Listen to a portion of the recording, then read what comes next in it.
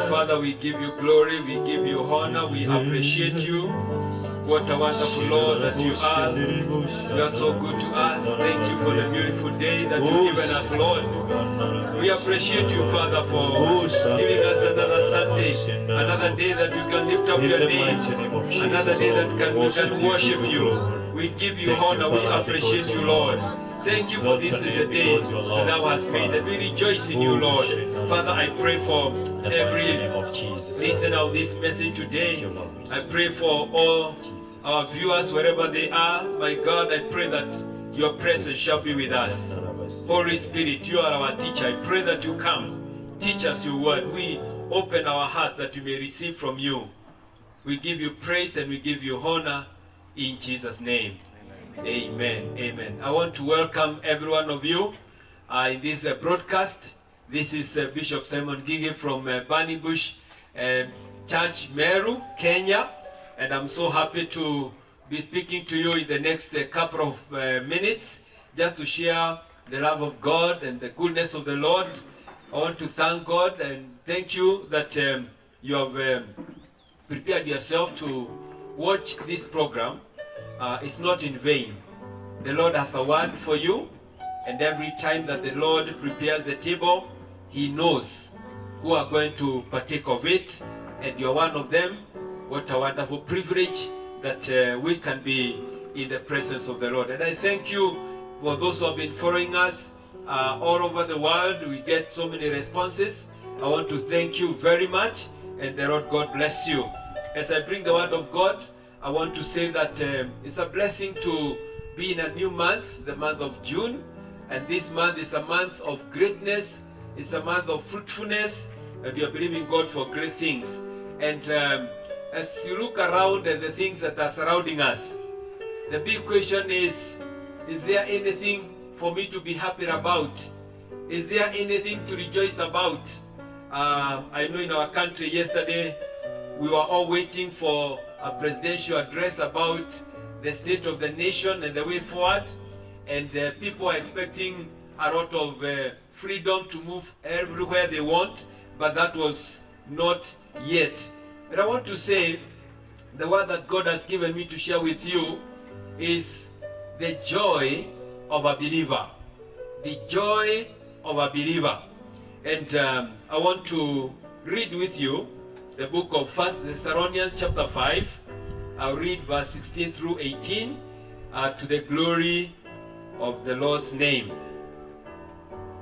1 Thessalonians chapter 5 verse 16, the Bible says, "Rejoice always, pray without ceasing, in everything give thanks, for this is the will of God in Christ Jesus for you."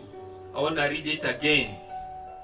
"Rejoice always, pray without ceasing, in everything give thanks, for this is the will of God in Christ Jesus for you." This is the word of God, and I want to speak to you who is a believer. I still want to talk to you who have not made up your mind about receiving Jesus Christ as your personal Savior. I know we are going through many things that are happening beyond our control, and not only in our country, Kenya, not only in Africa, but all over the world. In America right now, they are going through very difficult time, and all other countries in the world. And what is it that God is teaching us in a time like now, when there is famine? Some parts there are floods, sometimes some places there is famine, people have no food. What is God saying? And the word that the Lord has given me is 3 things that you are supposed to do. And I want to say that when you are born again, you are born in the Spirit. The Bible says that you are like a weed. In the Gospel of John 3 verse 8, the Bible says that the weed grows where it wishes. And you hear the sound of it, but you cannot tell where it comes from and where it goes. So is everyone who is born of the Spirit. People may not understand the kind of a person you are, because when they expect you to be crying and mourning and sorrowful, they find you are laughing, you are rejoicing. And many times also when you're supposed to be happy and rejoicing, they find you crying. It's because you are like a weed. We only feel, but we are not able to know this is the weed. You cannot touch the weed. And that is how the life of a believer is. And I also want to say that though we are in this world, we are not of the world. We are in this world, but we are not of the world. Our citizenship is in heaven. The kingdom of God is different from the kingdom of this world. When there is pain and agony in this world, in heaven there is joy. When there is insufficiency in this world, there is abundance in heaven. When there is pain, there is joy in heaven. And I want to bring to you the joy of the Lord. And the Bible here is calling us all, wherever you are, whatever situation you are right now, the Bible or the Word of God is calling us to do three things which are very, very paramount. One of them is to constant rejoice or rejoicing all the time. All the time means all the time. Rejoicing all the time. And number two is having unceasing prayers or praying without ceasing. And number three is to give thanks continually. You know, when you look at those three things, they are continuous. It's not an event. It's not something that you do today and then you do next month. It is something that every day you wake up. And I want you to start practicing something every morning you wake up. You say, Lord, today I will do three things. I will rejoice always. I'll pray without ceasing. I'll give thanks for everything. Why? Because the Bible says, for this is the will of God in Christ Jesus concerning you. Hallelujah. And I want to say, to me, this is a privilege that God can put us in a situation where we can rejoice all the time. We can be able to pray all the time, and we can give thanks all the time. And what kind of a joy are you supposed to have? There are people who are happy when they get a job. There are people who are happy when they get married. There are people who get happy when they get results. They have passed their exams. They have been admitted to a high school. They have been admitted to a college. They are happy when you acquire a property or a position. You are happy.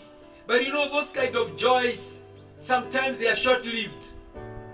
One time I had visited a friend, and we were just driving through, and he showed me a very beautiful house. He said, do you see that house? He said, yes, I can see it. He told me, the owner of that house, he built it with a very short time. And when he completed, he called his friends to rejoice with him that he has acquired a property, he has his own home, a beautiful home, and they had a big party. But he told me, immediately after the party, this man suddenly fell sick. After that kind of joy, saying, now I'm in my own house, I'll live here and enjoy the comfort of it, he fell sick and he died. That is how the worldly joy are short-lived.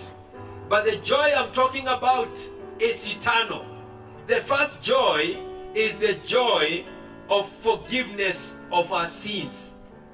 When our sins are forgiven, God gives us joy. Some of us, when we got saved, we cried, not because we were sorrowful, but because of the joy. When we realized the kind of life we used to live, the kind of mess we were in, and now by the grace of God, we have been saved. The Bible says that we are saved by the grace of God, and that gives us joy.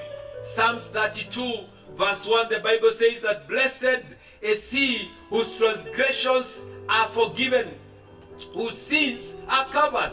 Blessed is that man. The joy is to that man whose sins have been forgiven.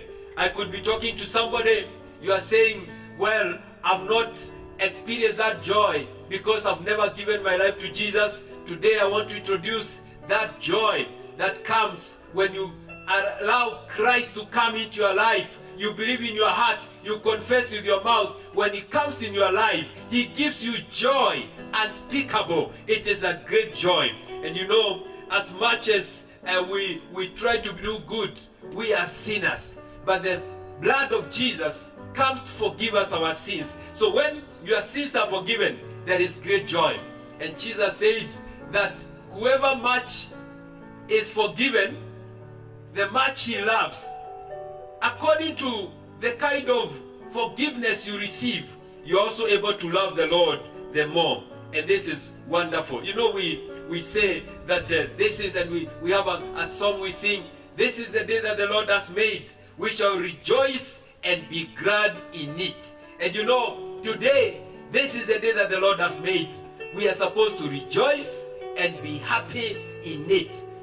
Really, Bishop, you are saying, I rejoice. You know, I don't have food to eat today. Yes, rejoice, because this is the day that the Lord has made. I have lost a job. That's okay. But can you rejoice that you have lost a job? My business has gone down. I can't be able to move on. Yes, rejoice, for this is the day that the Lord has made. You know, sometimes to comprehend this mystery is not easy. The joy of a believer. Maybe you have lost a loved one and you are mourning this moment of time. You could be having a sick person, very sick, a big hospital bill, and you're wondering, what do I do? I come with a message of hope. This is the day that the Lord has made. Rejoice. Rejoice in it, in Jesus' name. And you know, also the Bible says that even when you are persecuted, you also have to rejoice. Jesus said in Matthew chapter 5, verse 11 and 12, that rejoice when people revile you, they persecute you, they speak evil about you. Rejoice, because your heavenly reward is great. And he says that you are not the only one who is being persecuted, even the prophets that were before you. And you know, that is also something that makes us to rejoice. Another thing that gives us joy unspeakable of a believer, it is when we have communion with God. When we have communion with God. And to me this is very, very important. Jesus, before he left in John chapter 15 verse 11, Jesus said, these things I have spoken to you, that my joy may remain in you, and that your joy may be full. Jesus is speaking to his disciples. Today he is speaking to you and to me. And he is saying that these things I have spoken to you, that my joy, God's joy, Jesus' joy may be or may remain in you. Because when you hear the word of God, when you commune with God, when you relate with God, his joy remains in you. When his joy remains in you, then your joy shall be full. You want to have a joyful life? Can you commune with God? That is where it all begins. That you commune with God. And in the book of Psalms 16 verse 11, the Bible says that you'll show me the path of life. In your presence is fullness of joy. In the presence of God is fullness of joy. So if you want to have joy, the joy that is not given by the world, be in the presence of God. Commune with him in his presence. And that's why David, though he was a king, he said, one thing I desire. It's not money, it's not fame, it's not victory over battles. One thing I desire is that I may dwell in the house of the Lord all the days of my life, that I may behold the beauty, that I may commune with him. And I want to encourage you, my friend, today that you have an opportunity to be able to commune with God. And the one way that you commune with God is through prayer. Prayer. I know in the whole world this season or during this pandemic, people have prayed more than ever before. Even people who don't love God, who feel like they have the whole world, they came to a point, they discovered money or fame or greatness, you will not tell them, and they have gone to seek God. We need to pray to God. And you know, God who I'm talking about is not like, the way you walk into a store or a supermarket with a shopping basket and you go just picking things and you move out. God wants us to have a relationship with Him. He is a relational God. Before even you ask Him, He wants you to appreciate Him, to recognize who He is, to reverence Him. That is what I'm talking about. And He tells us to do 3 things. He says, ask. When you ask, you shall receive. It's not either you get it or not. When you ask, and you ask by faith, you receive. When you seek, you shall find. And when you knock, the door shall be opened for you. So this morning or today, God is calling to you that you can seek Him. You can commune with Him. He will meet the desire of your heart. Don't depend on the prayers of other people. They have prayed for you too much. Now you can get to the presence of God and enjoy your presence with Him. May you desire and have a hunger for God, that now I will seek the Lord. They may say that even at night I wake up, I seek the Lord. Seek the Lord. Even when everything is going on well, seek Him. He loves our fellowship with Him. And sometimes many Christians, they are so lazy in prayer. You know why? It's because prayer is work. But prayer works. Prayer is work. So if you are lazy, you don't want to wake up and work, then you miss it. But prayer is work.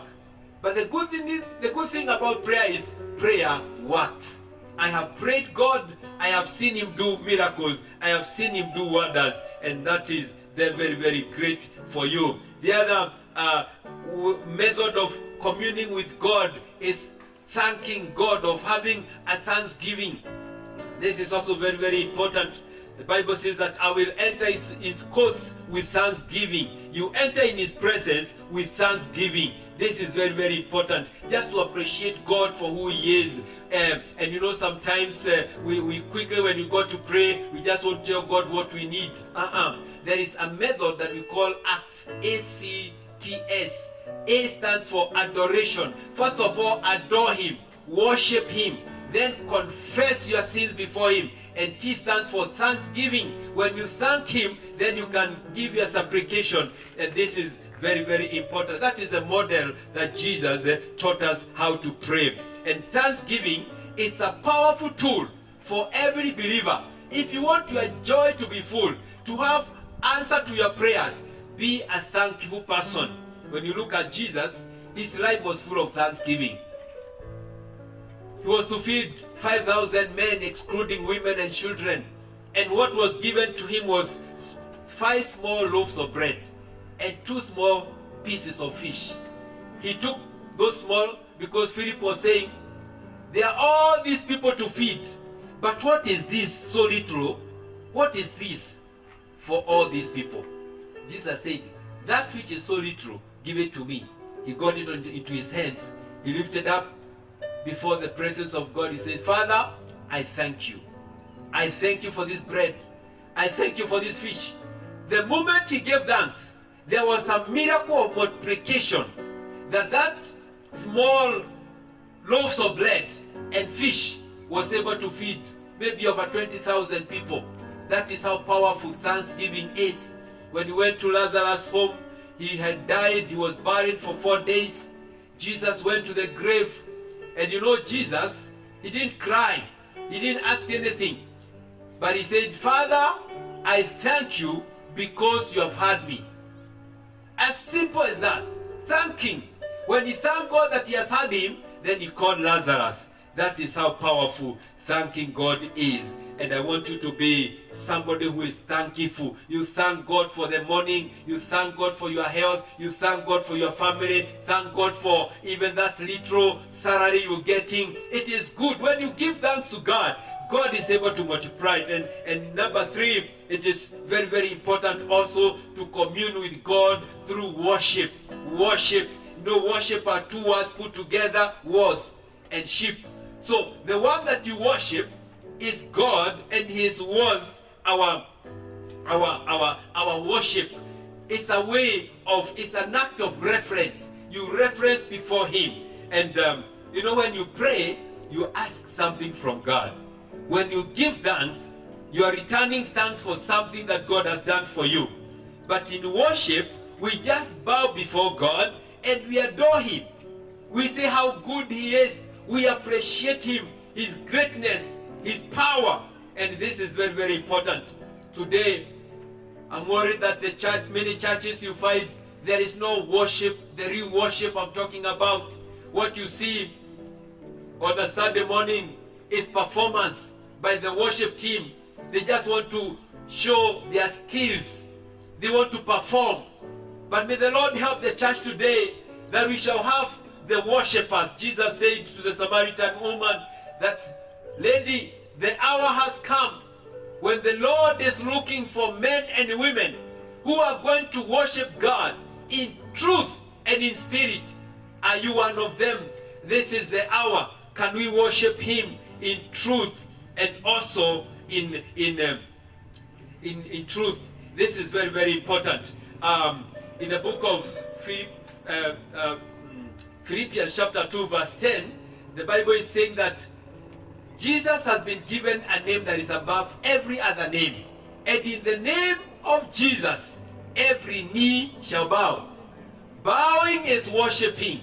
I want to say, even those who say we don't believe in God, we are atheists. One day you shall bow before God. You men and women who say, I came as a result of being evolved. I was not created. There is no God. I want to tell you, one day you shall bow down. And you know it's not only you. Even the devil, he shall bow down before the Lord and worship Him because He is worthy of all our praise. And number 3, I want to say that if you want to retain and have this joy unspeakable, you need to feast on the Word of God. Feeding on the Word of God. Taking the Word of God. Taking it like food. And I say, if we can eat the Word of God the way we like eating food, we want breakfast, we want a lunch and supper, our lives can be different. Jeremiah 15 verse 16, the Bible says that your word were found and I ate it. And your word was to me the joy and rejoicing of my heart. You know, so when you eat food, you feel full and you are feeling like you're strong.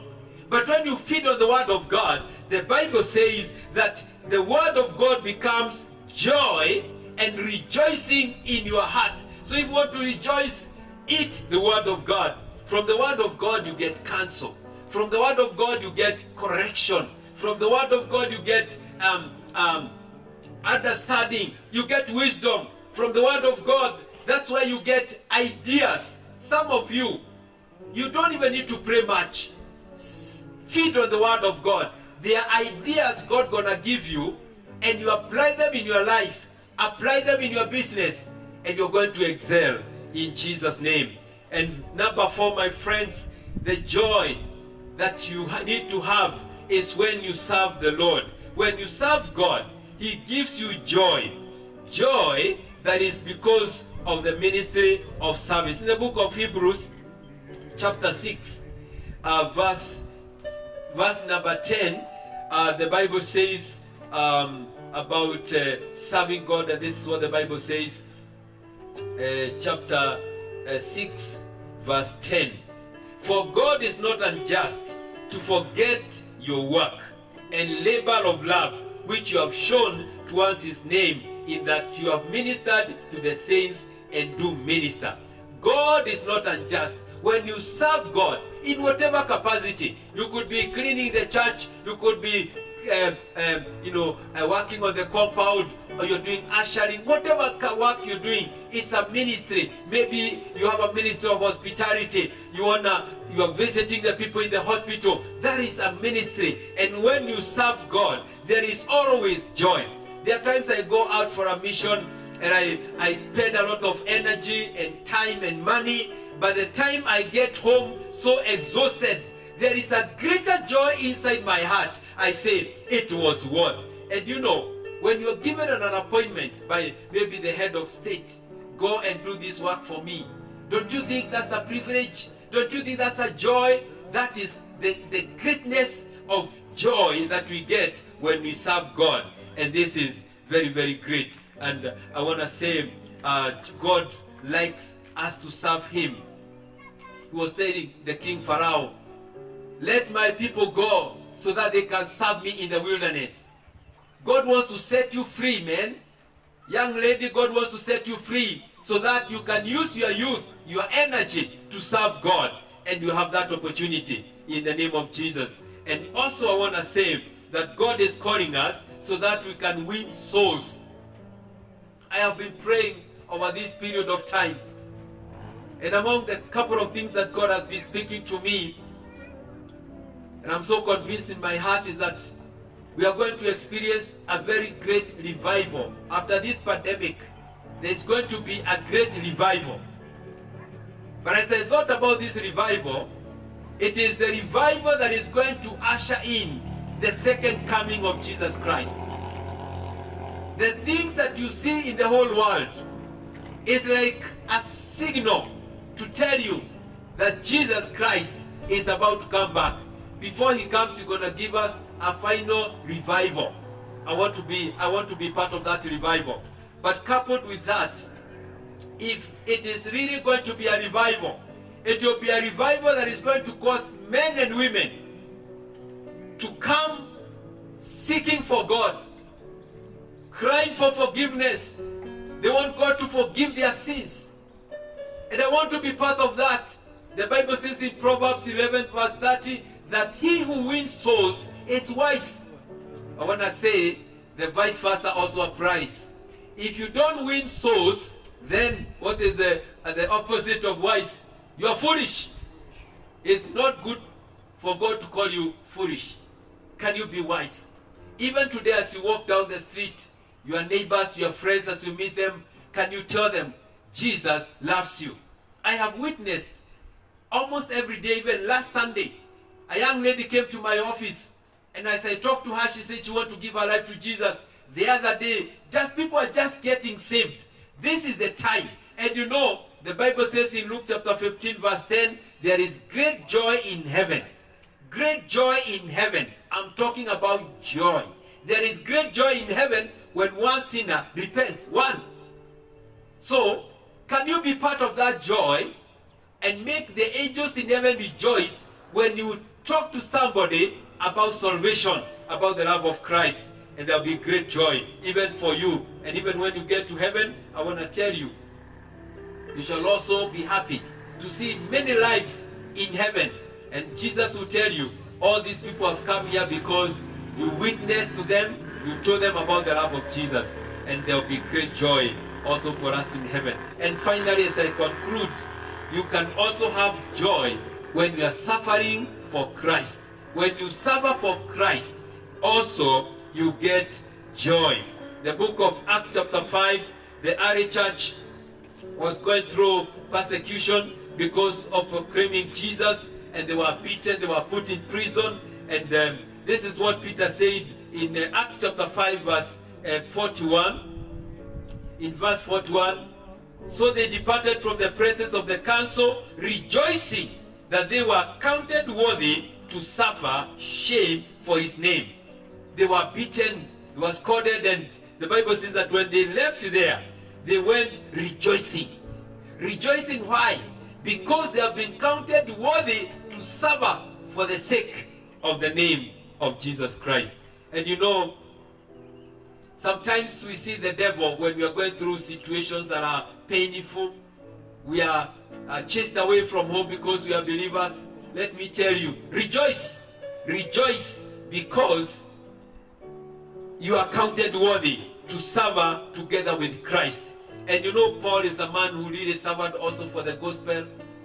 But he said, I don't want to know anything else. I want to know Christ and the power of his resurrection. He was beaten for dead. But when he will wake up, he continue witnessing because he said, I am counted worthy. You know, there are countries where Christianity is forbidden, communism, like in China. There are underground churches, people who are, worshiping God and suffering. Some of them, they have died because of Jesus Christ. I was told a story that in China, the church in China, because it's underground, and right now I had the prophecy the other day that God has heard the cry of the Christians in China. And God is going to do something in the country of China that you marvel the whole world. Leave alone what they have done about coronavirus. But the church is praying underground. I was told in China, if you have a whole Bible and you keep it to yourself, that is to be selfish. It's like a sin. Because even to get a Bible is a problem. So what they do when they get a Bible, they'll just tear it into pieces and each person is given a page. Go and read it and hide it. When we meet next time, you give me the page you got, I give you the other page. That is how precious the word of God is in the countries that are suffering. I normally, our ministry, Burning Bush, we do school of ministry. We have schools in Ethiopia, and I often go there. And I was told about during the communism, not even a long time ago, the church in Ethiopia was not allowed to gather together. They were put in prison. One pastor who is my friend, he told me he was put in prison for 7 years. He never thought he'd come out. And I was told that there was a group of believers, about 37 of them, who used to meet. But they never used to say where they shall meet or when. Because in case they agree, we are meeting in John's or in Peter's house this day, the intelligence would know and they would be arrested. So they would meet, they worship slowly, they pray, and they go. They don't say where they will meet again or where. They depended on the Holy Spirit to tell them when they shall meet. And I was told one day, they gathered in one home. There were 37 of them. And suddenly, 2 men walked in with an AK-47. And they opened the door. And they were pointing the guns at these believers. And they told them, now, if you want to save your life, deny Christ and walk out. You shall be safe. Anybody who remain here, we are going to finish you. And the believers, they looked at each other. Nobody moved out. These 2 men, they said, we are serious. They cocked their guns. They said, we are not wasting time. Second chance. If you want to deny Jesus, walk out and you save your life. If you remain, we finish you. They still looked at each other. Nobody moved. They said, this is the final warning. If you're not going to go out, then we are going to kill all of you. One man walked out. But he made a few steps away. He said, what have I done? He came back. He said, before you kill these others, can you start with me? I am ready to die for Christ. Hallelujah. Now when these 2 men saw these people were serious, they put down their guns, they closed the door, and they said, we are also Christians. We wanted to know if you are going to fellowship with serious people. That is how the churches are suffering. But let me tell you, even if you suffer for Christ, there is great joy. Paul was in prison. He read the book of Philippians, and other books he also wrote when he was in prison, chained because of the gospel of Jesus Christ. But he made a powerful statement that even our Sunday school children, they memorize. Philippians chapter 4 verse 4, rejoice in the Lord, and again I say rejoice. Who is saying rejoice? Paul. Where is he? In prison. Why? Because of the gospel. I'm telling you, you can rejoice even when you are suffering. You may lose some tenders because you don't want to corrupt. Rejoice. You can be fired because you have refused to give your body, you young lady, to your boss for promotion, and you are fired. Rejoice. You are chased away from home because of the faith you have in God.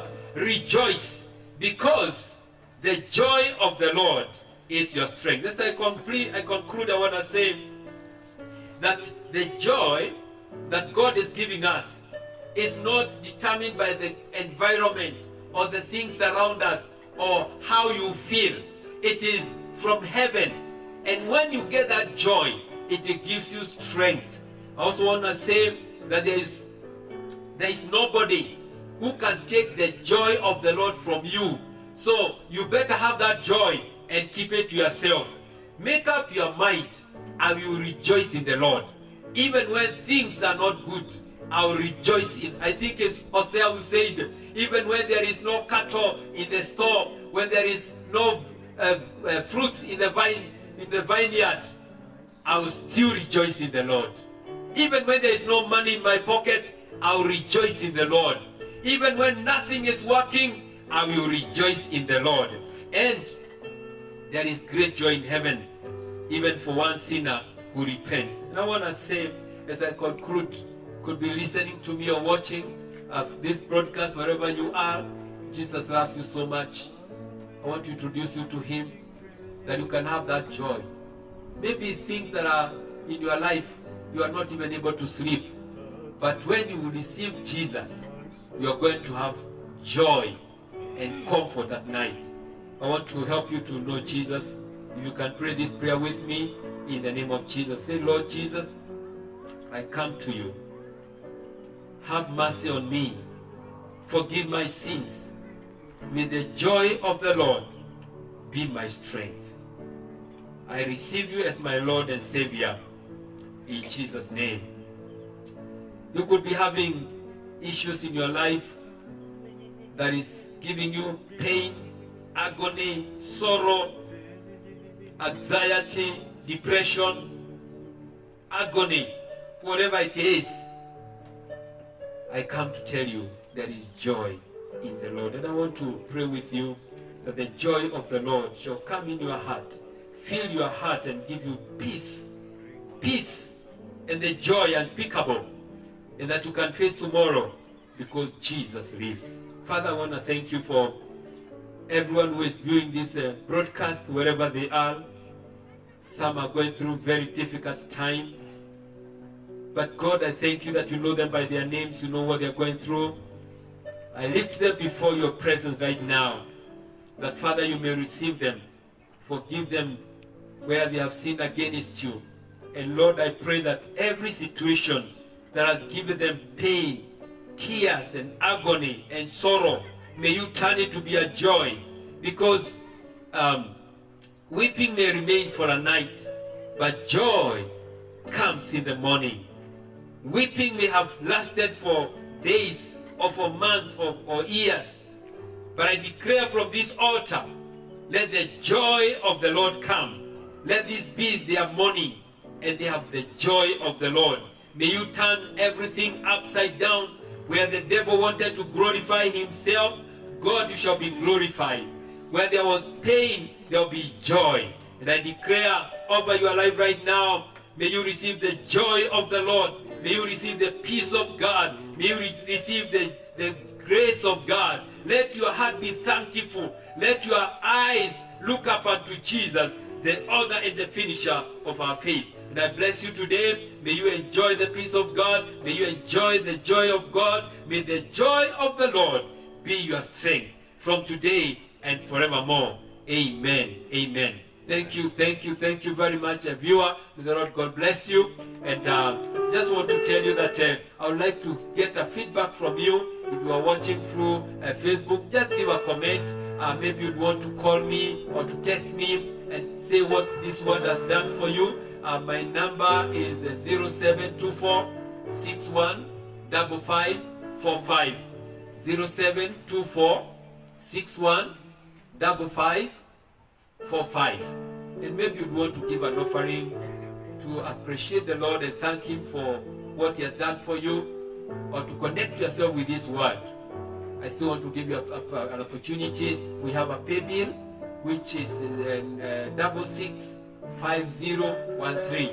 The pay bill number is 665013. On the account, you write your name. I would love to hear from you. In the mighty name of Jesus. Shalom. The Lord bless you. In Jesus' name. Amazing grace. Amazing grace. Amazing grace. Yes, Lord, we give you praise. Amazing grace. That saved my soul. Amazing grace.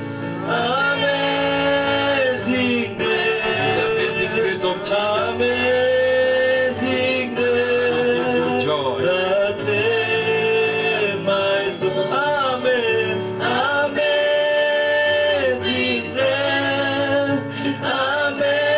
Amazing grace. Amazing grace. That saved my soul. Amen. Amen. Amen. The Lord